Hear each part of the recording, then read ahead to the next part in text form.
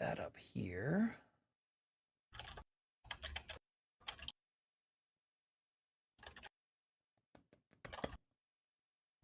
All right, I now see us live.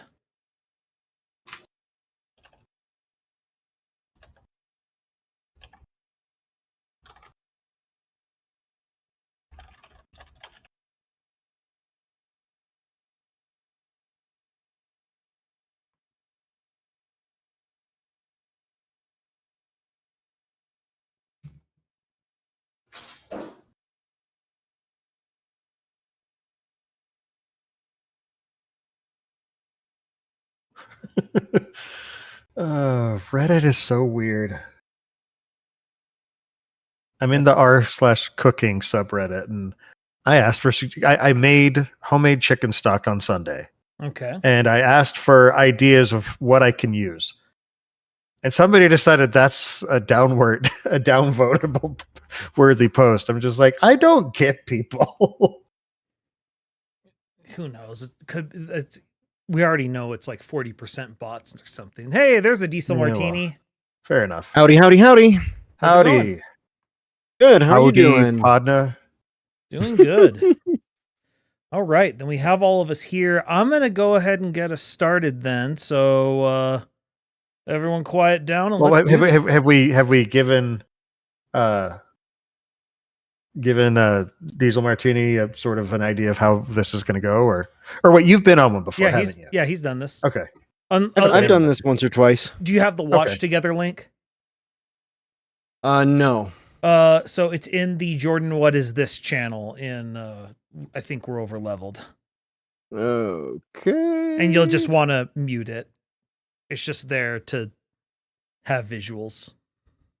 Yeah, visit the site. And if you have things to add to the list, you may do so. Yeah, confirm. I love the nom cash register. Join the room. Okay, now I just mute it, you said? Yeah, just mute it. You don't need to hear it. Although you might when we get to Pictionary. Anyway. There we go. All right, everyone shut up. I'll do the intro. When I was a kid, one time I went to my friend BJ's house and he rented a game from Blockbuster, Monopoly, for the NES. And let me tell you, as bad as Monopoly is as a board game, and I hate it, it is so much worse as an NES game. This is episode 73. I think we're Overleveled. We're talking about video game adaptations of board games. When this is a bonus episode of the Innkeeper's Table because we have both Baggins and Diesel Martini with special guest breakfast. How's it going? It's going great. I guess this is a bonus episode of the Innkeeper's Table. We're kind of on hiatus, like extended hiatus, like who knows hiatus, but so it's like episode whatever you left at 0.5 kind of thing. Sure. Yeah, exactly. Yeah, that's exactly what we're doing. We got it. All right, so maybe you two want to start with your bona fides of why I specifically wanted you two for this one. You want to start off, Diesel Martini? I'm just here for the free drinks. I don't know. There are no free drinks. Oh man! Yeah, this is a strictly dry podcast. You got catfished. Yeah, no. So I've been involved in board games in one way or another for over 10 years now. Obviously, Baggins and I had our Innkeeper's Table podcast and did that for several years. I've been one of the people who votes on the Dice Tower Awards, which are annual board game awards that they give out, and just know a lot about the hobby. And basically all that stuff that Diesel Martini just said, ditto. Yep. And I'm just here for the food. I got bad news on that. The food was a lie as well. The cake is a lot. No, I'm kidding. No, he's here to run. He's here to run rat tours. They put the rat in Pie Rat. Hey. Anyway, so yeah, I want to talk about this to start because in some ways I've actually impressed. I forgot the actual like quality of the presentation for this crappy Monopoly game on the NES, it's not bad. Maybe Yeah, the game's better than you remember. You just were too young no. to understand. No, the presentation quality is good. The problem is Monopoly is already a game I don't like. And then on top of it, you remove all the tactility of a board game. Like I can't sit there and fault it. It's like you look at it, man, it looks like he's getting clubbed by the police officer. But you lose all the tactility, you lose the fact that you're going to like almost everyone has some sort of house rule they do with the Monopoly. Well, honestly, that's one of the things that messes up the game of Monopoly is the house rules. But it's absolutely. Like the game itself is actually, I mean, I don't love it, but I don't hate it either. I think it's kind of average, but only if you're playing by the original actual printed rules. Yes. And then it's not half bad. No, but this is it's one of those things. It's the whole Jurassic Park thing of you didn't stop to ask. You're too busy thinking, could you? You didn't think, should we? Or however it's said. Did you play this game when you were a kid? Quote I remember. Yeah, I had played it before, and it's just, it's like, why not just play the board game? What is there? What is their situation other than, I guess I want to play it alone with a computer, but that just sounds sad. See, hey, welcome to my childhood. See, you can't rage at people when it's just a computer on the other end. See, the board game that I played as a kid is actually one by one of your favorite developers, Splice. That being? Is this Rare? Anticipation by Rare. Yep. Early Rare did a bunch of adaptations of things. They also did like all the NES Jeopardy games. No, this wasn't an adaptation. This was just a game. Yeah, this was a unique game. Me and my family played this at my aunt's house. They had this one, and we would play it. Yeah, really? This was a board game that was made as a board game for the NES. For the NES, yes. It's unique. Huh. Okay. I'm not familiar. It's I've never heard of this. So it's got the pieces of Monopoly, the play style of Trivial Pursuit, and with a little bit of charades in there, and the actual gaming aspect of Pictionary. Wait, as I'm watching this, there's like memories are sparking in my head. I have played this game. It's been decades, and so I didn't remember it. But now I have played this. For whatever reason, this game actually is kind of well known for this specific era. Like it did well for whatever reason. I don't know if it was because like people were encouraged to promote it or what, but a lot of people around my age at this time know this game. I've seen YouTube videos mentioning it, and I'm just like, I know this. Now, one of them was talking about worst game covers out there. Oh yeah, and it was very unappealing. I mean, it's just a generic, here's a bunch of early 20-somethings and then a couple of 20-somethings who actually look like they're in their 40s looking at a screen. Like you don't see the screen. They're looking at the camera, and there's two people holding controllers getting way more into it than this game actually called for.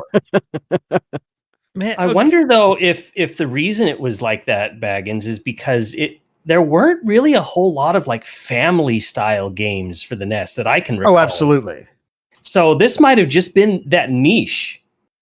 It may have been. I have to say the animation of the letters is actually way extra for the era. Well, and if you guess the wrong letter, you hear this just horrifying clang sound and it drops off. It's kind of cool. I'm particularly a fan of the melted ice cream player piece. Although I always wanted to be the trumpet because it was blue. And for some reason, I was fixated on the heels. Well, it's like the way they move is like somebody picking them up by putting their fingers in the back of them. And lifting, and so it's just like this weird, what's going on here? But it's just such an odd game. but it's clearly a board game. Yeah. Yeah. I mean, that's kind of an interesting subgenre of this category, is not board game adaptations, but games that are deliberately made as video games, but are obviously board games themselves, like this one. Or the other one that comes to mind is something more modern, like Slay the Spire or something. But I'm glad you mentioned that. Yes. Would you consider most digital CCGs board games then? Card games. Yeah. I get so. I mean, now it's interesting. The thing that's interesting about games like Slay the Spire and Hearthstone is they're clearly inspired by these board games or card games. But like Slay the Spire is a great example. It does things that you can't do with a physical card game. Yeah. Same with Hearthstone, where Hearthstone as well. Yes. They liked Magic the Gathering and said, but we want to add these upgrade and random effects and effects that change how the deck is played dependent. Like, Hearthstone, you can get wacky with it. Like secrets you couldn't really do the way they do it. Or heck, decks that are like, hey, this card, if you have only even costed cards in your deck, you upgrade your hero. Just things like that. Yeah, where which you technically wouldn't know. Yeah. I mean, you can count cards and say, oh yeah, I've only got even cards, but somebody's got to trust somebody at that point. Or duplication cards, or hey, yeah, so it's like put 10 copies of a random card into your deck. Well, I mean, or things that'll like summon cards that you don't even own. Yeah. Sure. Thought steal. Get a copy, 2 copies of the other player's cards. And it's like, what? Or like, what was the one where suddenly it was like a mage had the paladin card that gives them all of the secrets. Yeah. The Christmas tree card. But mage secrets are significantly more powerful than paladin. Yeah, because they cost 3 times as much. And so, there's just wacky stuff you can do. And this sort of gets to the whole point of this entire topic is, anytime you adapt or create anything, you have to ask yourself, what medium am I choosing to do it in? Because the medium matters. It absolutely does. Oh, and that's another interesting thing about Slay the Spire, because inevitably we got Slay the Spire, the board game. Well, yes. We did. And now, I haven't actually played this. Have you played it, Baggins? I haven't. I actually haven't played Slay the Spire. Oh, really? Yeah. Like, I mean, I've seen Jordan play it, and I'm intrigued by it, but it's just not one that all 4 characters on Torment level 20. Yes, we know you go deep. Wow. Okay, yeah, I'm not quite that hardcore, but I have played, it for hours and hours. And it's a really good game, but I have not played the board game adaptation. I actually have a friend who has a copy, but from what I understand, it is quite a long game to get played. It is going to require a multiple hour commitment to play through it. So I haven't had a chance to try it. Now, Slay the Spire, the PC game or the whatever platform game is single player, correct? Yes. But is the board game is not single player? Is that correct? Doesn't look like it. That's the thing. It doesn't Correct. look like it, and so I'm just like, oh, and not having played the base game, I'm like, how does that work? I don't, I have no idea. So, me neither. But no, I mean, heck, this could be a whole nother topic of video games adapted into board games. So, I mean, I just pulled it up on BoardGameGeek.com, and it looks like it's a cooperative game for 1 to 4 players, so you could play it by yourself, like most cooperative games. Yeah, okay. But I think it's probably best. The site says the users at least rate it as best with 2 players. So, okay. Well, there was one. Oh dear, where did it go? thought I had it. Did I not bring it over? All right, never mind, because I got to find my video that I thought I put in. Well, if we want to talk about something else, we can also go back to my earliest, which I've mentioned, I think, once before on this podcast, which blew a lot of people's minds. This is one of the first 5 games published by Electronic Arts. This blew my mind. Wow. It blew my mind because it just felt like something I should have heard about before. Do you know this one, Dylan? Wow, I do not. I've never seen this before, but it looks like a chess variant. Yeah, it's like a chess variant, except that you either play for conquest where you've destroyed it, or these flashing points. You just have to occupy all 5 of them. Oh, okay. But the thing is, it's also more than a chess variant, because just wait until somebody tries to, I guess, capture, for lack of a better, because it's not immediately you just capture when you land on the space. Also it's asymmetrical. Oh, okay. Because isn't it like humans versus goblins or something? It's light versus dark. Also, hi, Lunisar. Hello. Hi, Lenny. So, like, for example, the dragon on the right side, that can fly, and so it can go over any piece. But then suddenly when you land on it, you have a fight. Now the piece on the right is a shapeshifter, and so it turns into whatever it's fighting. But whoever wins this combat gets the space. Whoa. And not all pieces are created equal health-wise or damage-wise or motion. Like the pawn type characters basically just stab or club, so it's a melee unit.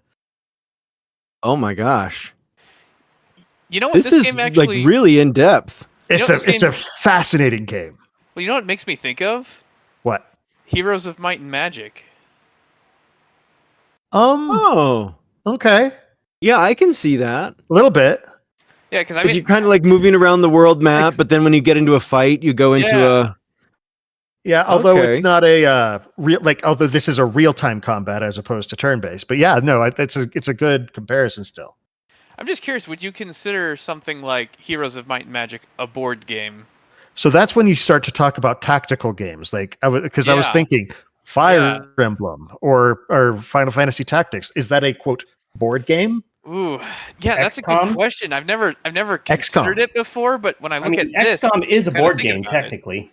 Well, there is a board game version of XCOM. Yes, I would say that's a whole other discussion of when board games or when video games are given a board game variant. I mean, I think it's very clear. I mean, if nothing else, we could say that the board game is the precursor of the strategy tactical game. Obviously, I thought it was a tabletop game. Well, I mean, that too. The board game is the precursor, and so by definition, the board game chess was clearly a precursor to anything, board games led to war games, Warhammer. led to tabletop games. Yeah, and so it's still a predecessor. It's just a step or two beyond removed. Yeah.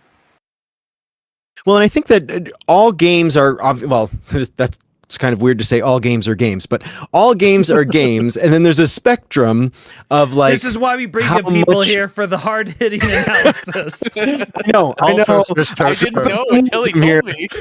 All games are in fact games. No, but there's like a spectrum from like board game to video game, and you don't have to be one or the other, but you can like be closer to one side of the spectrum or somewhere in the middle. So like something like Slay the Spire is definitely a video game, but has extremely strong board game elements. Mm-hmm. Something like I'd always considered it a card game until you called it a board game just now. Sure, I guess I'm lumping card games and board games into the same group here, but a lot of times people will accidentally use the term board game to refer to any tabletop game. Sure. Yeah, but then something like this. What did you say this is called? Archon. Mm-hmm. Yeah, and they made a newer version of it as well. Even though it's still a video game, this seems more on the board game side of the spectrum than it is on the video game side of the spectrum.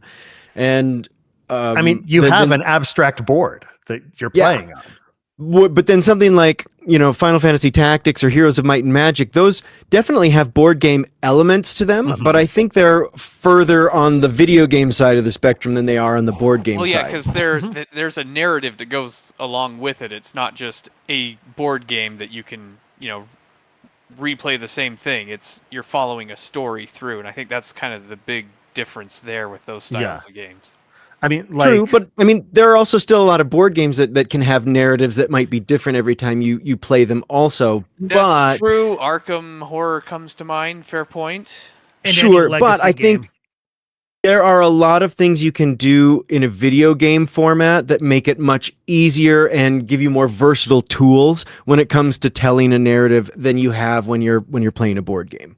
Well, I mean, for example, like the classic JRPG, Final Fantasy, Dragon Quest, all of those are essentially D&D or tabletop role-playing games where all of the dice rolling and everything else is done in the background. And it's a set narrative rather than, quite as open-ended as when you're working with a living DM who can adjust the story on the fly. Yeah. No, that's accurate. Well, and I think there are a lot of board games that benefit from their digital implementation for that exact reason, that the computer is able to take over a lot of the tedious parts of the game, keeping track of tokens or rolls or randomness or chits or whatever, and do a lot of the boring stuff that you'd have to do on your own. Oh yeah, it can make the game so much faster. Because like you were talking about Slay the Spire, the board game taking forever, but the video game doesn't take that long because all of the calculations and dice rolling being done under the hood just speeds that up, exponentially. Yeah. Yeah, or the other one that I'm thinking of is has anyone here played Gloomhaven? I'm looking for the video. I had it in here, but I can't find it now. There it is. They're just nice. Yeah. Yeah, so Gloomhaven started as a board game and was incredibly popular. I actually owned a copy of it briefly, and I played it solo a couple of times. Isn't this a game that's like highly coveted? It was. It was when it first came out for sure. Yeah. It finally got a reprinting, and it's become available at this point. And they came out with a new version called Frosthaven that's like a sequel game. But it's a campaign style game, very much in the line of a tabletop RPG. But the campaign that you play through can have, I think the book has a little over 100 different scenarios in there. And so if you're playing with it's a lot. So if you're getting together in person to play the physical board game with a group, this game could potentially last you for multiple years playing through the same thing. But I ultimately got rid of my copy because it's a huge box and it has tons of stuff in there. Massive box. But there's so much to manage physically. There are so many different decks of cards that all have to be sorted and arranged, and there are so many different stats of different enemies that you have to keep track of, and a million standees and a million territory tiles or map tiles or whatever to be configured in various ways. And it's a fun game, but it does take a long time, and some of the upkeep can be tedious. So when I was able to get a hold of the digital version, which is what we're seeing here, I was like, oh, I'll give it a try. And oh my gosh, it was great. I loved this game digitally to the point where I don't think I'll ever play the physical version of this ever again, because the digital version is just like, if that exists, why would I ever have to want to go through, keeping track of all this stuff by hand when I can just have the computer do it for me and I just get to focus on the gameplay? Yeah, because in a board game, just because there's so much of it, it can get quite tedious.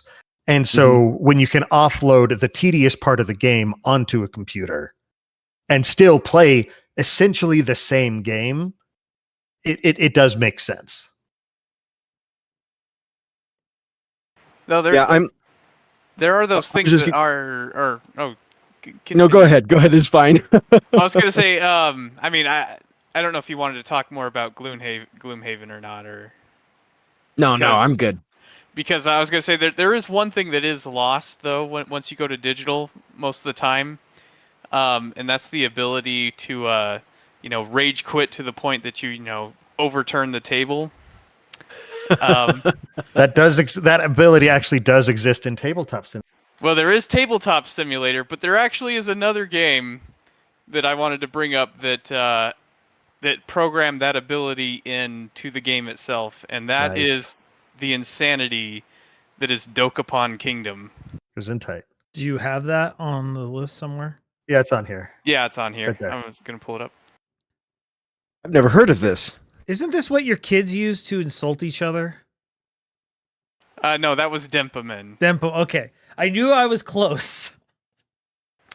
But this game, it's clearly a board game. Like it even uses a spinner, like an old-fashioned like spinner on a board to see how far you get to move. Like the on game this. of life. Yeah. Yeah. And the goal of this game is like you travel over the map and you go to cities that are captured by monsters, and Frickin' if you monsters. defeat the monster, then you gain like ownership of the city, and so you kind of want to rule as much of the map as possible is kind of the point of the game. So who can have the most money and the most land. But you have like random encounters on the battle. You could battle other the other people that you're competing against, the other players. And it's like an RPG battle system. Yeah. That you go over the board. It's really fascinating, but It's like Final Fantasy meets Mario Party. yes, it is. Final Fantasy meets Mario Party if you could take ownership of cities and demand tribute. And I played that version of Mario I Party. play that version of Mario Party. But what's the kind of the way this is because you level up your character and you're gaining towns that are constantly paying taxes to you. Mixed with once you start Monopoly? winning- What the crap? So once you mixed with Monopoly. So once you start winning, you're really winning, and one person can get left way behind in the dust like Monopoly. But there's an island off on the side of the map that's called like the Dark Island, and a demon will spawn there if there's someone who's like way lagging behind everyone else. And if you go to the item, it asks you to sacrifice all the towns that you currently own, so monsters will take them over. But it gives you like insane power for like 10 turns where you can like move like almost anywhere on the map. You can wipe the board. You can start demolishing, like spawn demons to take over other people's towns and just completely like wipe the board with this temporary demonic power to just essentially overthrow the table to kind of rebalance everything when one person gets too far behind everyone else. If I named That's episodes, the I would lesson. name it temporary demonic power. That's the Yeah. lessons I want my kids learning. And so, like, before we found out about it, because we were playing, and to kind of make life easier on us, we had, like, one CPU that we made that we were, all piling on, right? And we had I took manual control of this, PC character and just kind of had it do, like, nothing. And I heard then... that. And then we gave the CPU back control over it, not knowing that this capability was in the map, and the CPU immediately says, oh, I'm way behind. I'm going to go to this island. And suddenly gains this demonic power and just suddenly starts, like, demolishing the whole map that we'd been working on. And we're like, whoa. I took control over it again because I'm like, I don't like what it's doing. But there's, like, a story mode if you actually want to go through, like, the entire world. But most gameplays are just like, oh, in so many turns, who can own the most towns and have the most money. But it's a really fun and crazy wild game, and it's advertised on like the box for it is the friendship destroying game. So they designed it to be Mario Party on crack. Oh, so it's mixed with diplomacy too. Yeah. Yeah. So what did we learn today, kids? I learned that when I fall behind, I should make an unholy pact with a creature of darkness. Yep. And so, if I'm not mistaken, this is made important by, lessons for kids. So That's right. I know it's at least published by Atlas, but yeah, this is on the Wii. I'm not sure if it's this same team that did the Persona or not. I'm not sure who the developer was, but it was an Atlas published game. But yeah, there's even like some other Dokapon games out there that I think there might have even, I think the first actually might have been on the PS2, and they got some on the DS as well. You're the Dokapon. But yeah, this game is wild. It looks wild. I had never heard of this. Yeah, no, this is completely new, but it looks interesting. I would be willing to give this a try. Oh yeah. It's yeah. If you like Mario Party and you like other board games, especially ones that can your friends can make you really upset for destroying your plans, it's a perfect game for that. Now, another thing that you can do with board games is I've seen just a huge variety of mobile apps for various board games, which makes them just so much more accessible, especially if you just want to play on your own. I picked Sagrada just because it's got a very good app version. It does. Like, it's not necessarily one I'll sit, like, it has a PC version, and it's not one that I'll necessarily sit at my PC and play. But like, if I'm out wandering, or not wandering, but like waiting, for a doctor's appointment, or at like getting my oil changed and waiting for anything, it's something great you can just pull out and fiddle around with, and just play it in your spare time. Yeah, actually, if you were to go on my phone, you would find that almost all of the games I have on there are digital adaptations of board games. I have one or two that aren't, but when I'm on my computer, I'll play regular computer games. When I'm on a console, I'll play regular video games, right? But on my phone, it's almost always a board game of some sort. Oh, you've got Terra Mystica in here too. I pulled this up because I know it's one of your favorites, and it's one that you've played the app version of many times. Way more than I get to play it in person, unfortunately. Right. Now there are some games where it's like, this is great to have when it's hard to get people together to play it, because a game of Terra Mystica can take a while, especially if you have somebody who's never played before, because it's a long teach. Yes. But if you want to play a game that you don't normally get to play, it's great. You do lose a lot of the tactile aspects, because Terra Mystica is one that is really nice to play in person. It is. It's got some really good pieces, and it's got a cool setting. Well, I think... No, go ahead, Bill. What were you going to say? I was just going to. It just sort of feels good. You've probably got, like, I like the way that the pieces are set up on the boards. There's something satisfying about moving a piece off of the board and revealing a bonus that you get underneath that piece. The board is laid out, or the player boards are laid out in a really cool way that makes it easy to understand what you can do each turn. Okay. I also like that there's like a physical manifestation of this sort of civilization that you're building up. Mm-hmm. So you can watch it grow from the beginning of the game when you have very little on the board to the end when you have almost this like sprawling empire, and you can sort of see, I built this, and there's a satisfaction in that. Right. Now, one of the problems I have when playing app versions of board games, because I own a bunch of them, but I really don't find myself playing them as much as I wish I did, just because my ADHD goes crazy when I'm playing an app game or like playing on my phone. It's just, that's where I'm like, ooh, this is where I get to just disengage from any form of, just like concentration. I can just wander wherever I want right now. Mm-hmm. And so it makes it difficult for me to play games like this, like on my phone, just because I'm looking around like there's so many different buttons to push. Which one am I supposed to push right now? And which one is not crouch? Which one is not crouch? Well, and especially something like Terra Mystica, this can be really overwhelming for new players.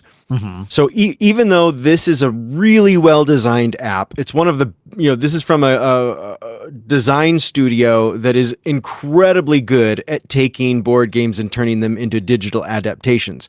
Are you talking about Direwolf Digital? Well, yeah, 'cause Yes. I'm looking at Okay. this and I'm like, wow, this UI and just the look of it looks really good. They are really good. I think they're the same. Did they also do Sagrada? I know they did Patchwork, but I don't remember. I think they may have. Yeah, I can't remember if they did Sagrada or not. A lot of the best adaptations are Direwolf Digital. Because now you're talking about how like you really love playing this in person, but it's hard to necessarily have that set up. It just made me do a quick search for the farming game, because I love the farming game board game. Oh, it's such a good game. It's like one of my favorite games. I'm like, does an app exist for that? I don't know. And I look it up. There is one, but looking at some of the screenshots, it looks terrible. Like its UI. That doesn't surprise me, because the farming game is made by a very, very small team. Individual, I believe, in fact. Yeah, but like with Terra Mystica, it's a really well-designed app, but because of all of the details and it is a complex game, I would not recommend people learn the game in the digital version. I think it's so much easier to learn in person, where you actually get to move the pieces around, especially because then hopefully you're learning it with someone who already knows the rules. But Dylan has a teach all choreographed and everything. It's great. That's true. I would have thought that having the computer manage the rules for you would have made that easier, but I guess. Well, and I think with some board game adaptations, it is easier to learn on a digital version, because like the computer can do tutorials and things for you. But especially with Terra Mystica, even though it is handling a lot of the, I guess, nitpicky upkeep for you, there is just so much to learn and so many sections. And well, you can just look across the top of the screen at all the little buttons. Each of those brings up a different menu, and it can be really overwhelming. And I think a lot of people who would otherwise enjoy this game might bounce off of it if they start with the digital version. The other thing about Terra Mystica is, again, the way it's laid out, it makes it very intuitive to understand exactly how things lie. And it's not a particularly computation heavy game. I mean, there are computations to be made, but one of the downfalls of a digital version of a game like this in particular, is that they're trying to cram a lot of information into a single screen, and it has to be of a size that it's readable as well. And with the board game version of it, it's all laid out on the table before you. You can stand up, move around, and look at stuff. While in the digital version, you have to know, okay, I need to go to this menu, open this up, and that's where that is. I need to go here, and it's easy to lose a lot of information. Yeah, and I think that's exactly what makes it harder to learn for a new player in the digital space. Yeah. That makes sense to me, just because, like, I know myself, I kind of, like, when people tell me rules, it doesn't really help me at all. I sort of just have to play it before my brain wraps around it. And so, yeah, definitely having the pieces there would help with that. Right. So it's interesting you guys bring up, the handheld, essentially, versions of things. I forgot I put my first handheld version of a board game on here. I believe everyone had one of these. Oh, wow. Oh, yeah. I don't think we ever did, but we had other but stuff. I can tell. I didn't own one myself. I had a good friend who had one of these, and I remember being at his house and playing on it for like hours one weekend or something. Oh my gosh! I just unlocked a memory that I had lost. I did have one, I don't think I did have one of these, but I knew somebody, and I remember playing with one of them. My family, by the time we moved out of our first house, or at least the house I remember growing up in, there was one for both bathrooms. Because of all people, my mom was the addict. because she That's That awesome. makes sense. That fits her style of game. I don't know what it is about Yahtzee. My mom destroys everyone at Yahtzee. Like she would get, like she made it a point because everyone had one of these. Like we would go visit other people's houses and they'd usually have them. And my mom would kind of make a point to set the high score on everyone's thing. And she'd That get does high not scores surprise in me. 400 or 500. I was like, how? It's Yahtzee. It's basic math. It's a solved game. How are you better at it? Wow. Yet somehow she is. She's just better at Yahtzee. And now another thing, which I think you can take the lead on, Splice, is that there is often an addition to a digital version of a board game, and that is a soundtrack. There is. And there's one in particular we will discuss. One absolutely. I'm actually in going to particular. hand over to Ludisar for this. Ludi, could you give us some background on Oh boy. Pictionary? Well, when it comes to Pictionary, I don't actually think of any of the pictures. I think of, well, one person in particular. Well, I guess it's a couple of brothers, but the Fallen brothers.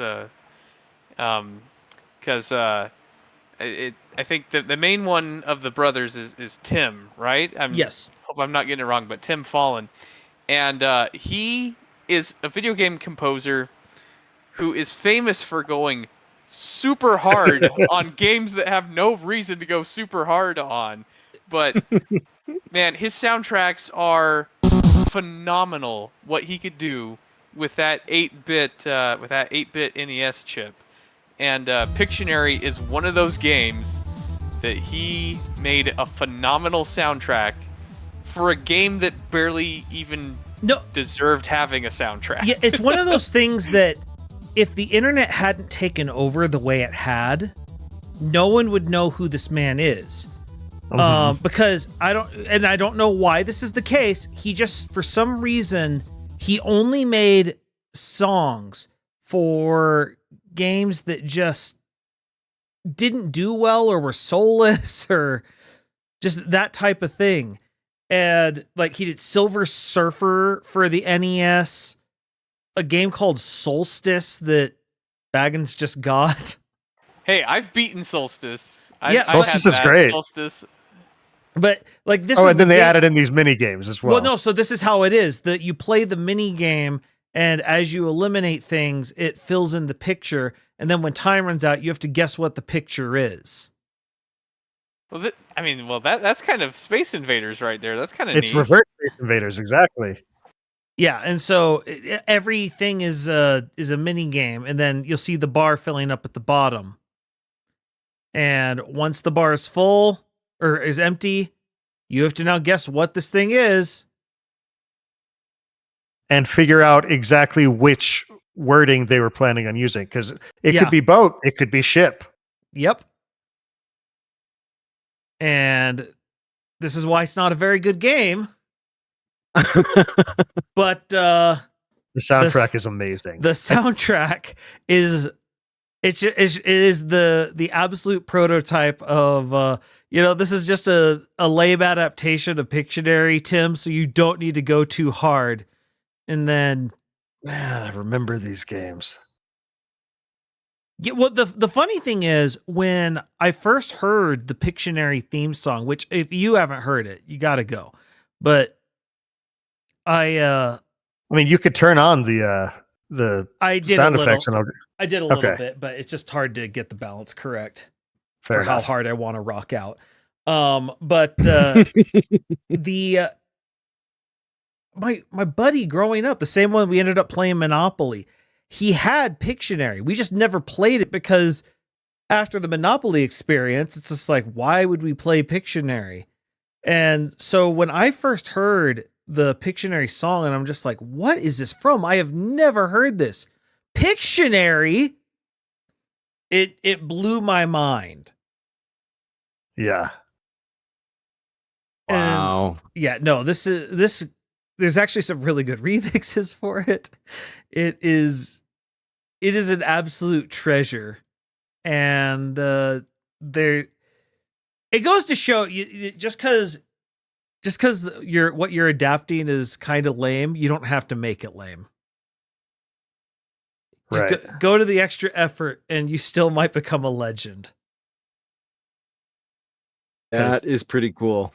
But yeah. Anyway, let's see. There was something else here I wanted to discuss because.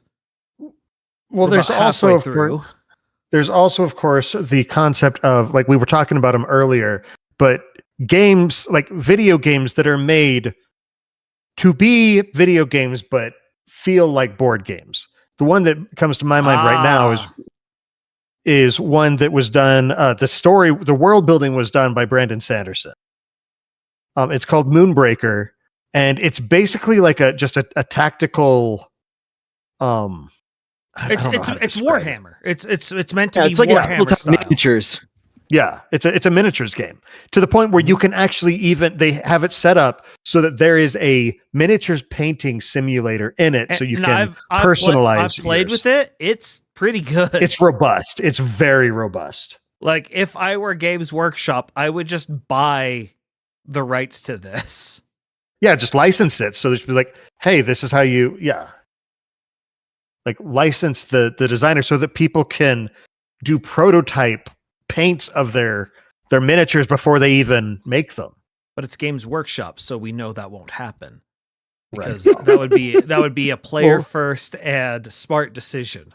Well, it's because they want you to buy one, mess it up, and then buy a replacement so that you can do it properly.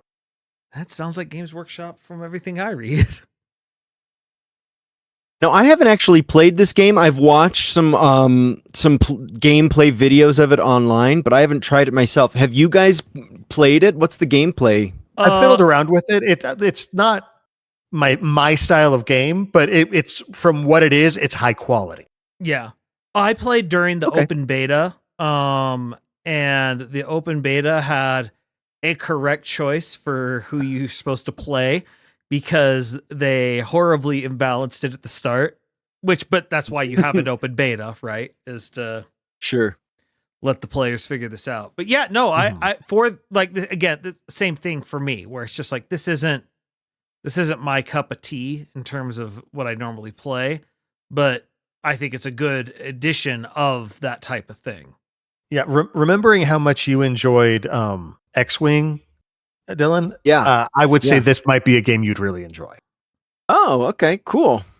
Just because it does have that war game style of, like, the play, tactics and strategy in a 3-dimensional space. Yeah, because you're not locked to a grid. You're locked to an area that you can move within. Cool. So for people who like that kind of tabletop war game, the miniatures game like Warhammer and X-Wing, this is a really cool digital version of that kind of gameplay. And I'll also throw in on top of that, I feel like the menu and such is actually pretty intuitive. How you do stuff. Plus, if you do like world building for this kind of thing, Brandon Sanderson did that, and it's high quality. They even did.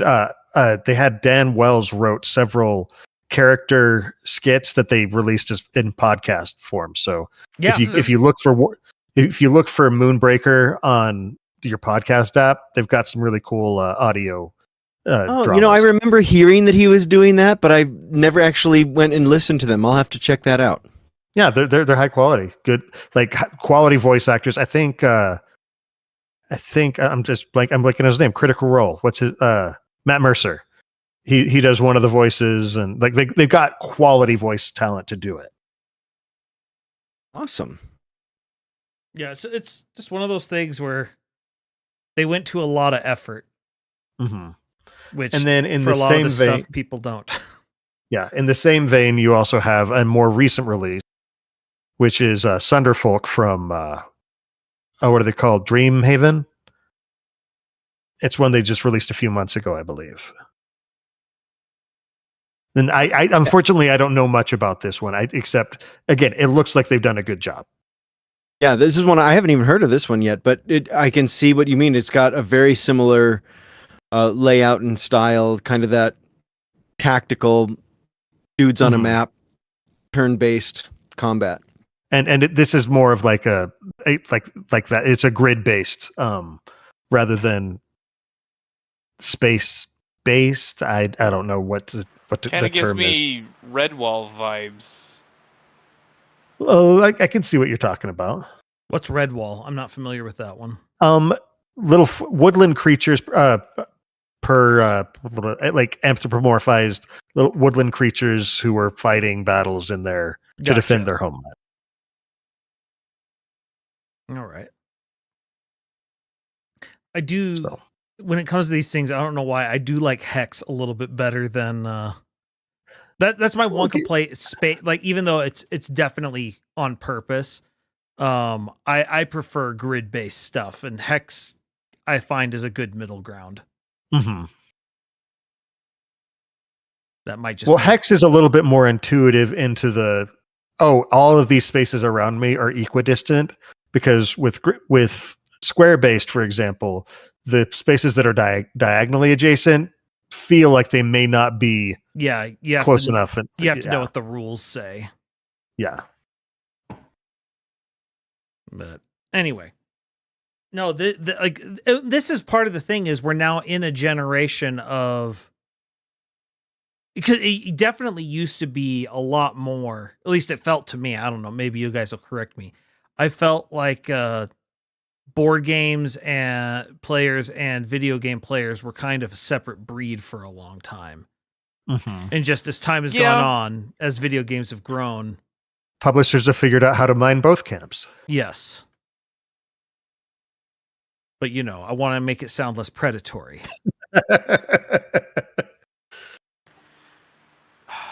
No, I guess the board game players, they were a bit more social than the video game players. Not to say that they couldn't be social. I mean, look at our Smash tournaments, but I mean that was via necessity, because to play a board game you need somebody to play with. Yes, especially now there's a lot more solo games out there than there used to be, but board games are meant to be played with other people, just in general. Yeah, and I don't know. It's like I kind of feel like you either had to be in a family that enjoyed board games, or you didn't really get into them. Because I know for me and my siblings, it was not that often that we wanted to play a board game, and I don't know, my parents didn't really play at all. My parents would play, but my parents played things like Scrabble, or we'd play things. Card games. They liked cribbage a lot. My dad and I would play chess. Mm-hmm. I didn't get into more like what I would call hobby board games until I was an adult and living on my own. Mm-hmm. Yeah, and my kids, I don't know, they just don't really seem to care for board games hardly at all.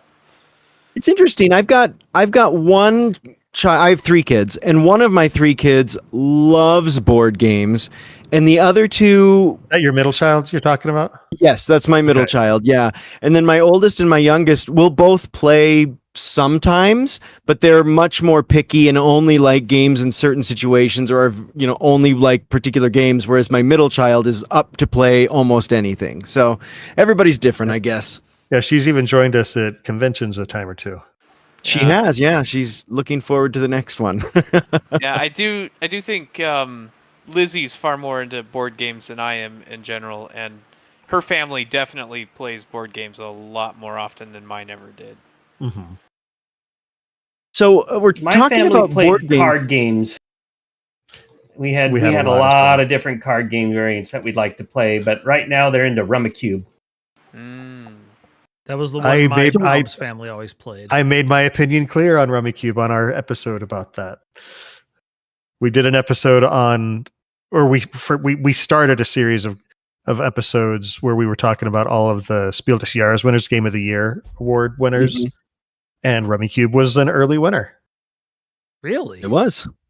It was, I think, the second one, wasn't it? How old is the? I forget how to say Spiel des Jahres. Yes. Late 70s, I believe. Really? I think the first one was like Rummikub was older. Rummikub was from the 80s. Man, Yeah. I think it may have been 1980.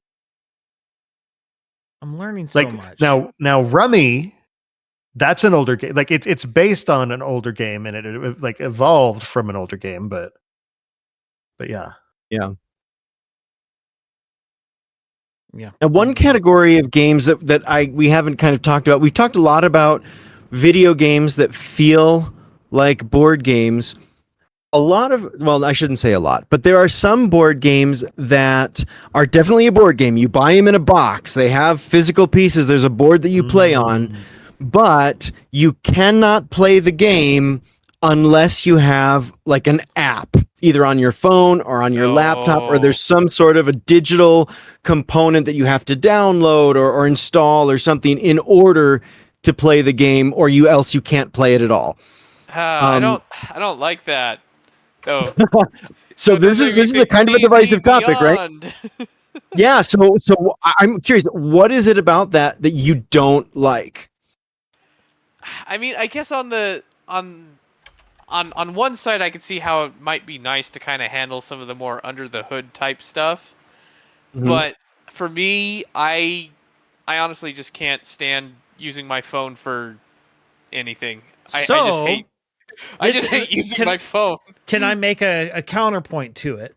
One, you need it for the way they do the XCOM game, because everyone's given different roles, and the app is used so that you're all interacting with the same board, but you have different things that then interact with one another, which are pretty cool. But what I like is what is used for here, where your phone reveals different information. Well, in this game, this is a game called World of Yoho that I learned about from Diesel Martini, actually. And I now own a copy of, but your phones are actually your playing pieces. And so it forces you to not play with your phone. And so the phones all connect as connect over a network, and it actually can tell what space you're on. It's motion based, like you have to move it properly, and then the accelerometer lets it know you're moving in a certain direction. But then the map underneath is revealed, and different events can happen through the app. It's really a fascinating way of doing it. So many. I think one of my favorite parts of this particular game is if you get your phone right next to somebody else's phone, you can fight one another, and your cannons, you'll see the cannonball go across your phone screen onto the other phone screen and hit the other ship, and then they return fire, and like it's kind of fun to just watch the displays really cool. Go like that. Yeah. But then Splice was talking about XCOM, which it's very app based. Very much. Like you can't play it without the board or the components, but you also can't play it without the app. It's very clearly a board game. But the app, for example, because what happens is as you fail things, for example, your communication system can be damaged, and suddenly the actions that you normally do in a very certain order can get shuffled around, and you have to do them in a different order. It also limits who you can play with, because like your little kids that don't have phones, you couldn't play with them. Yeah, well, this isn't the type of game you'd play with little kids. For example, with this game, you need one phone. Oh, okay. Yeah, there are some games where only one person needs to have the app, and other games like the World of Yoho one, everybody needs to have it. But XCOM, you only need one copy. Yeah. But I think one of the things that appeals to me about, because I don't feel strongly one way or the other about apps being required for a board game. I'm fine with them. I don't oppose them. I don't specifically look for them. It's just, that's how I play this game. But one of the things that can be really nice about it is like in XCOM, for example, we were talking earlier about how digital implementations of board games can handle some of the tedious upkeep. Well, this allows me to still have a board game experience with the tactile pieces on the board, but still letting a digital component handle some of that tedium and managing some of the things underneath the hood that I no longer have to keep track of. So that's one thing that I think is kind of a strength of these board game app hybrids. I can see that. Yeah. Mm-hmm. Yeah. So another one, I wish I had a video of it ready to go, which I don't, but another one that I really like is called Alchemists, where you're mixing Yes. alchemical potions, different ingredients together, and then the app will tell you, okay, well, when you mix, Eye of Toad with Tail of Newt, you get this kind of a potion. And the whole point of the game is you're trying to figure out what the like chemical, or I guess I should say alchemical properties of all these things are. Right? Yeah. But by doing all these experiments of putting them together, you eventually work out what they are, and then you can score points based off of that knowledge. But that's one of my favorite app integrations with a physical board game. Yeah, you can play it without the app, but you've got to have another person who's not playing, because then they're the one who reveals the information that you're trying to find. Basically, if you're playing without the app, you have a human who is the app for you, and they don't get to play the game. So, which okay, that's not cool. I don't like that. Which is why I just essentially say, yeah, you have to play with an app in this game. Yeah, and then there's games like the Unlock series, which it's an escape room that's based on cards. And the app, like there are certain mechanics or codes that you learn, and you input them into the app as you figure them out, looking at the physical cards. And it's like, hey, it unlocked. Now pull out this card and this card, and it basically directs you on where to go next. And I could see that as a way to like make it more replayable, so it's not like the same solution every time. Absolutely. Well, with Unlock, it's not replayable, but that way. But like, for example, with this game, with Alchemists, yes. Yeah, every time you play Alchemists, each of those ingredients is going to have a different alchemical formula that you're trying to figure out, and the app will randomize that every gameplay so that you don't have to worry about it, which is really cool. Okay. But one of the downsides to these kind of games then is obviously not only do you have to have the app and you have to have a device that can support the app, you have to make sure that device has battery power, right? Mm-hmm. Like, oh yeah. Normally when I'm going to board game night, I don't have to worry about whether or not my phone is at full charge. But like World of Yoho especially, that game I remember would drain your phone battery. So if you were not at full power before the game started, you might not make it to the end. No, I could definitely see that being an issue too. Yeah. Interesting. Yeah. I guess for me, I'm just a fuddy-duddy who doesn't like touch screen interfaces. Well, and there's actually a surprising segment of the board game hobby that feels the same way. And so that's totally fine, right? Everybody's going to like certain types of games and not like others. It's just, I think these particular kinds of games have different strengths and weaknesses than a pure board game or a pure video game have. Yeah. There are definitely better implementations than others. Well, that, and also, you don't want to, force yourself into one box. You want to be creative and, how's something I could, what's a couple of things I could combine some things to do something new. And holy cow, he's got the same keyboard piano I have. Okay, cool. This random segue brought to you by Lunasar. Indeed. Now, I don't have a video pulled up for it, but what about stuff like Jackbox games? Well, I actually really like Jackbox games. I mean, they're great games, but I mean, would you consider them a part of this conversation? Some of them, yes. Well, kind of. I mean, because that's kind of the shtick. Like for example, the Wheel of Enormous Proportions is just a trivia game with a wheel. Like it's definitely a board game, but like Drawful, for example. Yeah, it's like a Pictionary style game. I mean, I do think that it fits in where he was talking about these hybrid board games where it has both aspects. I think it slots into that perfectly, but I don't know if I'd normally call it a board game to video game, or a video game board game. But I don't know. That's an interesting one to bring up, and I feel like, and I don't mind the separate devices with that one. One thing I really like about Jackbox games is you could be using, almost any device. It doesn't have to be a phone, a tablet. It could be your desktop. It could be a laptop. It could be any device. I like how you're not fixed to one input method. Mm-hmm. With the Jackbox series, I feel like there are definitely board game elements to it, but at the same time, I can't see myself going to like a board game night at somebody's house and saying, "Hey, what should we play for our game night? Let's play Jackbox." Like I might do that at another social event, but if we're there specifically to play board games, it's not something that would even occur to me to suggest. Unfortunately, I have been to an event where somebody did, and it really is just sort of like, well, that's not why I'm here. I'm here to play board games. So. I mean, we've done it all the time when we visited my in-laws. Like, pulled out Jackbox games. Like, well, they're fun. I'm not saying they're not fun. I enjoy them. I just don't know that I would like if we're specifically saying, "Hey, let's get together to play board games." That's not something that I would probably want to suggest or play it at that type of a gathering. Yeah, I'd vote against it.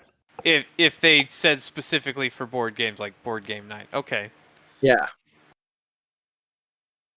And that's why a lot of times you may need to be clear when you're saying, "Hey, we're going to have a board game night," as opposed to "We're going to have a game night."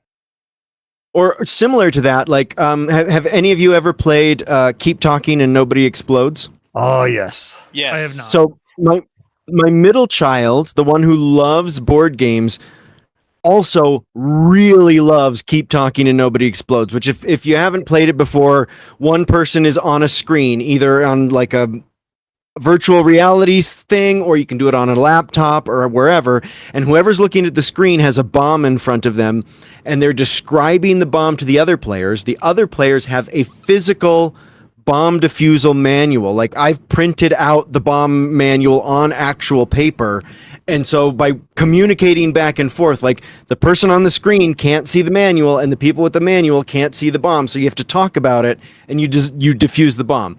She loves that game, and like she wants me to bring it with us when we go to our board game convention, and I do because she wants to and it's what she wants to play, but I always feel a little strange. Like, yes, this is kind of a board game because most of the players are looking at, going through this manual and paper and taking notes and stuff, but the fact that even one person is essentially playing a video game makes it feel weird to me to have at a board game convention. Agreed. Like it's one of those, it does make sense. It does scratch a similar itch in an odd way, but yeah, it also feels weird to do when you're at a board game celebration, Yeah, I'm with you on that. I've never considered it a board game. I just considered it, it's a video game. You're at two different computers. One person's looking at a PDF and the other person's, in the game itself. Yeah, my brother and I have several times have played it over the phone, which is really cool because it's a multiplayer game that you only need one copy of, and you can play just all you need is the ability to communicate. That's interesting. I never even would have considered that. Considered what? Consider just playing it over the phone, but that's 100% fine. Like, that makes sense. Because neither of you can see what the other person is looking at. That it makes perfect sense now that you say it.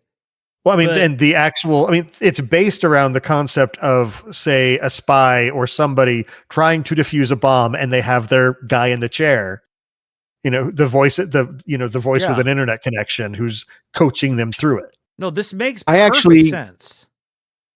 I actually used this game at work. This was probably 10 years ago now, but it was like a team building activity. And we put the person who had the bomb, we put them in a physically different room. This was back, before everybody was working remotely and we were all in the office.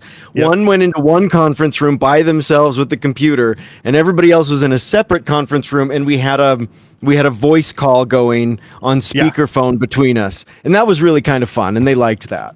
Yep. It's weird. It actually almost feels better if there's some physical separation. It's more immersive that way. Yeah, agreed. Again, not something I would have anticipated. Yeah, it's not something you hear too often, that it's better the more separation you have. But it gives you that, because like when you're doing it and they're in the same room, you're just like, why don't you just come over here and show me the rule? But when it's physically separated, it's like, this is how it's got to be. You literally can't show it to me.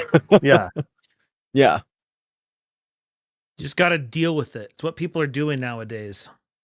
They're dealing with things. They're dealing with things. I'm proud of that. Anyway, let's see. Gosh, we're running out of time. So where was it? I saw someone put it down. We do need to talk about it. At least I thought I put it down. Okay, I want to talk about Tabletop Simulator. Because I see this one. Is that Tabletop Simulator? Yeah, that's Yes. Tabletop Simulator. There it is. Okay, I missed it. Okay, perfect. So what's interesting about Tabletop Simulator is on some level, it kind of tries to do the opposite of what we've been talking about. Because it kind of tries to bring the tabletop experience into the digital space. Yeah, into the digital space, which is everything else we would talk about adapting. Whereas this is like, no, we're trying to bring back the tactile feel of playing board games to a non-board game space. Mm-hmm. And it's just, I find this interesting because it works on a lot of levels. I'm actually impressed at how successful I have found it to be. Absolutely, I agree. Because like people will make some of the most detailed, like accurate to real life versions of these board games within this simulator. Yeah. And I'd like to point out, as Baggins mentioned, there is a button on top to flip the table. Yes, there is. Yes, there is. Now, I found this to be really applicable during the pandemic when everybody was in quarantine and we couldn't get together in like large groups to play board games. This sort of had a surge in popularity because it allowed people to have that semi-tactile experience and, you know, have a social engagement, I guess, with other people while we were, you know, sort of trapped in our houses. But now that all of that is, you know, firmly in the rearview mirror, I have not used Tabletop Simulator in probably 2 or 3 years. Because again, I don't need to get that experience. I'm trying to think, the last time I played it was playing with you guys, and we were playing. Oh, was it Horrified? Horrified, yeah, that like Universal Monsters game. Yeah. And I guess one thing that was nice about it is it kind of was a way to try out some of these board games before you buy it, sort of thing. Yeah, that was definitely nice. And it also, I had a good friend of mine who played board games who moved out of state, and we were able to still get on and play a game together. But again, even though that it was great to play games with him, it's not something that we've kept up. And I think it's just because both he has found other people to play games with in his new area, and I play with games with people that are here so that we could have that in-person, face-to-face experience. So, but it's still nice to have the option as well. The other thing that's nice about Tabletop Simulator is, like you said, it does simulate that tactile feeling. And it also, while it's nice to have app versions of games so that you don't have to do all the fiddly bits, sometimes you start to miss that, oddly. And with Tabletop Simulator, you do, handle all the fiddly bits. It's definitely the most so it's like fiddly bits in an episode. you're allowed to play wrong. Like in digital versions of most games, if you make a mistake, it's no, you can't do that, and you just keep going. And there's something charming about being able to mess up.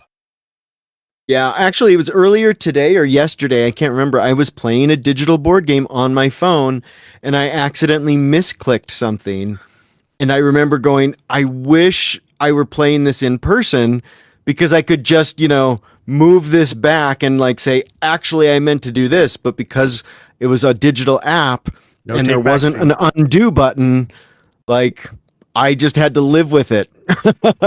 You don't have that problem with Tabletop Simulator. we've been playing a few, like each week, you and Splice and I and another friend of ours will get together to play a legacy game. And there have been several times while playing that where it's like, oh, shoot, I forgot to do this. Do y'all mind if I pretend that I did that during my turn? And sometimes it's a step too far and we're like, I don't know if that's okay. But other times it's like, oh yeah, absolutely. That makes perfect sense. Go ahead. Yeah. And this is a great tool to mimic that in a digital space. Uh-huh.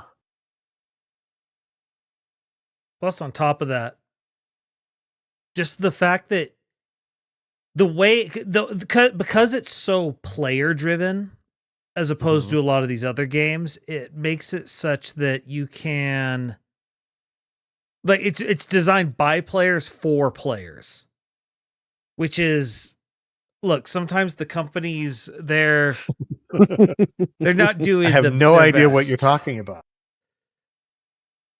They're not sending their best sometimes. And well, that I do feel like often companies get to the point where people like, oh, I have a job. That means I have to do something, so I have to change something, even though no one wants me to change it. I know of some companies that, like, their departments, they'll actually intentionally make an error so that the person who has to check it has something to, quote, fix. Oh my gosh. That is the worst sort of bureaucracy. I think Blizzard did that in the earliest days. Oh, wow. Like when they were Silicon and Synapse. Wow. Makes sense. I think everyone has had a boss or two. Got to justify those paychecks. Yeah. Mm-hmm. I think everyone's had a boss or two that just. Well, and that was back in the days when they were developers working for someone else. I mean, the company existed, but they were making games for other people. Yeah. But I don't know. It's just one of those things that some don't. Some executives just need to stop. Anyway, I'll leave it at that. They just need to do better. But yeah, my point is when it's, done by players for players, they'll kind of make it in the way that makes the most sense, and if it's done right, they won't mess with it. They won't fix what isn't broken. Yeah. Well, because like at the very worst, like at the absolute worst, they're going, like, if they screw up, someone else will make a better version. Right? Yeah. Whereas when the company makes it wrong, it's like, okay, well, why'd you make this decision? Because this doesn't quite work for this reason. And then people get defensive. And it's just a mess. It's just an utter mess. But what are you going to do? It's science. Anyway, there was one more thing on here that we do need to discuss. Mario Party? Mario Party. Okay. Yep. We have to discuss it. We briefly mentioned it with Dokapon Kingdom. Right. But yeah, it's like if we left this out, it'd be kind of like, what were we doing? What about Smash World? Also, I didn't realize this was developed by Hudson. Yeah. Hudson Soft. Interesting. They did the N64 ones, I believe. How about that? And then, went bankrupt. Yeah, and then Konami bought them, yeah. Looking at this group of characters, it feels like this is Mario's normal group, and he's like, hey guys, I brought a friend that I know from work or from this other place. And then Luigi shows up? No, and then Donkey Kong shows up. I'd say Wario, but I think Wario is less behaved than the Monkey Man. Yeah, but Wario was at least more directly involved with the Mario franchise. Donkey Kong was his own franchise that Mario guest starred in. Yeah, but he kind of owes him. because he got to start there. Well, and He's that's why he invited him to play games with his friends. Yeah, he's grandfathered in. As opposed, like Wari, I don't understand. It was his grandfather that got him in. Yeah. See. Oh, okay. So, Different. Oh, wow. So this is the idiot son of the. This is the nepotism. It's like, one of my old friends has a kid who wants to try out board games. So he asked me if I'd bring him. I was like, I didn't want to say no. He's a little bit, uncontrolled. He has rage issues, but. And he will throw barrels at you. Yeah, if he doesn't get his way, he just starts throwing stuff. But we gave him a nice tie. Well, we asked him to dress up just because we really wanted him to make a good impression. Meanwhile, Yoshi's just puts on just a tie. Meanwhile, Yoshi's just like, who is this chump? But nobody understands because Yoshi doesn't speak English. I mean, if I were to ever show up at game night wearing nothing but a tie, I don't think that would make a good impression. No. Or it'd make a very good one, but there'd be other problems. Yeah, but Yoshi's letting it slide because Mario's been riding him. Just. This is getting out of hand. I think we should stop. Yeah. I see no potential downsides to this conversation continuing. Especially because it's like, oh no, we could go to what's Yoshi wearing, and yeah, let's not go there. He's wearing shoes. He's wearing a saddle. He's wearing a saddle. Yeah. Like normal people. I also love that the entire concept of like the first 3 Mario parties, because like there is a story. It's like, no, I'm more awesome than you. Nuh-uh. Yeah, huh? All right, well, we're gonna go play a board game to determine this. This is important. I see no problem with this logic. Well, that seems very true to life, if you ask me. That's not even getting into Bowser. Essentially, they're saying it's time to duel. I just realized in this scenario, Bowser is the DM. Yeah, kind of. Yeah, yep, 100%. Yep. Well, technically, Toad is the DM. Bowser is the overpowered DM player character that. Bowser is the DM's girlfriend. Wait. Hey. It's the original character self-insert. Oh, and here I just thought it was going to be the boss of the campaign, but okay. Like I said, the original character self-insert of the DM. Oh, okay. Well, yeah, all right. An evil version of the DM, sure, okay.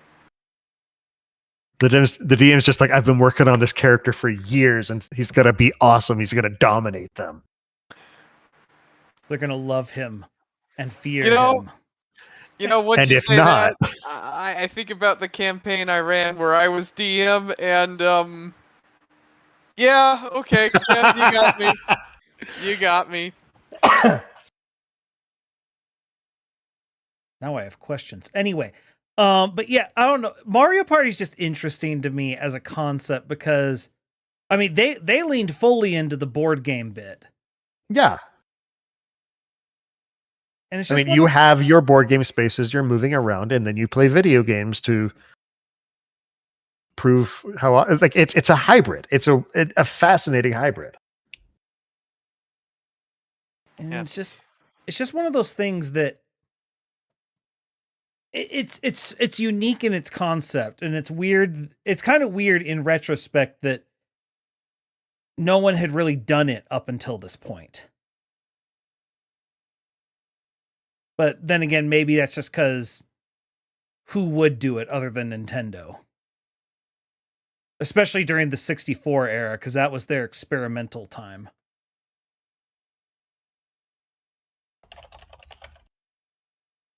Especially in the time of the open roaming 3D, this is very much not that. No. Mm-hmm. No, it is not. Because, like, there's nothing in this game that couldn't have been implemented on the Super Nintendo. Well, except for some of the mini games, I guess. Yeah. Yeah, the mini games. But you could have definitely. you would have just come up with different mini games. Yeah. And Yeah. the same thing happened, like as they moved from system to system, those mini games also evolved with the capabilities of the machine. Yeah. Like the one that came out on the Wii, there were some very interesting uses of the Wii mote that they were able to implement that they hadn't been able to before. I never actually played any of the Wii ones. Now that I think about it, I played 7. I think it was it only 7 or was it 7 and 8? I don't remember.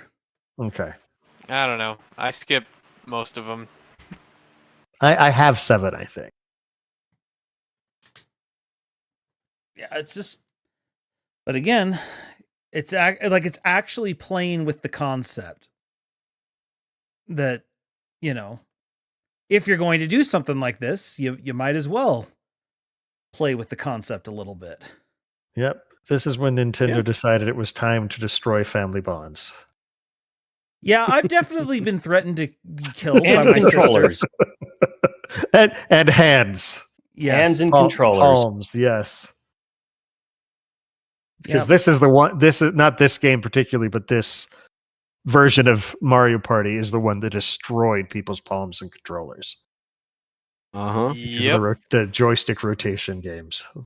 Well, that Tug of and war. also the 64 being the very first joystick, it was Analog, a yeah. hard ridged plastic. It was basically made like, a knife that cut into your flesh to keep it in position.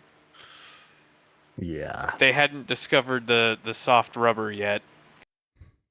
Yeah, I had friends who would get blisters on their palms playing this game. You have Yep. friends who got blisters, because that's me. But like I've watched you play a Mario Party game with your family because you've streamed it before. I think what you mean is you saw a bloodbath. Yeah, like I said, you playing it with your family. It's the same thing. We're saying the exact same thing. Yeah. My youngest sister gets so verbally violent during Mario Party. She'll lean forward if you have beaten her in some mini game, and she'll just whisper to you, "I'm going to kill you." So, And it's just not concerning. The worst part is now her daughter's picking up on these habits. no. And it's the problem is she's adorable doing it. So it's only getting encouraged, and it's a problem. And I'm part of that problem because I find it hilarious.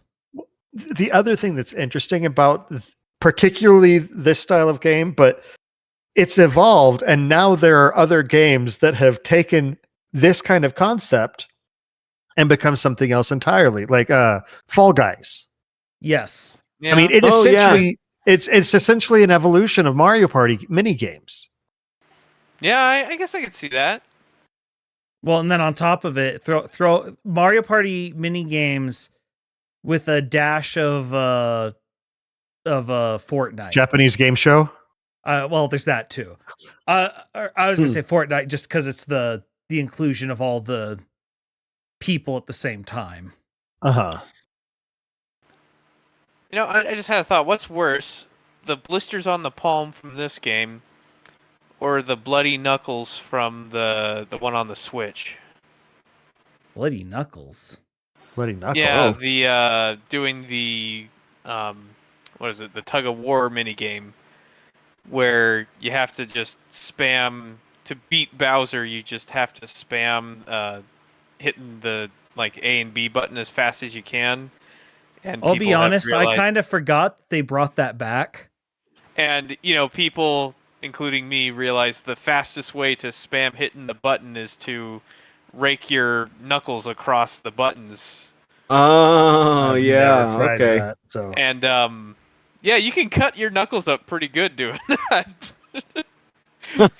In fact, the game even detects if you do it so fast that they're like, "Did you cheat? Because that's not humanly possible." And it's like, shut up, machine. But it's like, you're shut no up! human You forced me to do that. that's not your business. I own you. It's like, dude, you're the one who programmed it to where you have to cheat in order to beat Wario at this. It's like, gosh. Well, the same token, Nintendo also was trying to get me to break up Dylan's marriage, so. Wait, what? I told this to you. It was Wii Fit. Oh. Where it was like, have you seen Rachel recently? I'm like, no. And then I realize, wait, something weird's going on. I'm just gonna say yes and see what happens. And then it's like, does she look like she's been working out lately? Which I've seen sitcoms. I know what that's code for.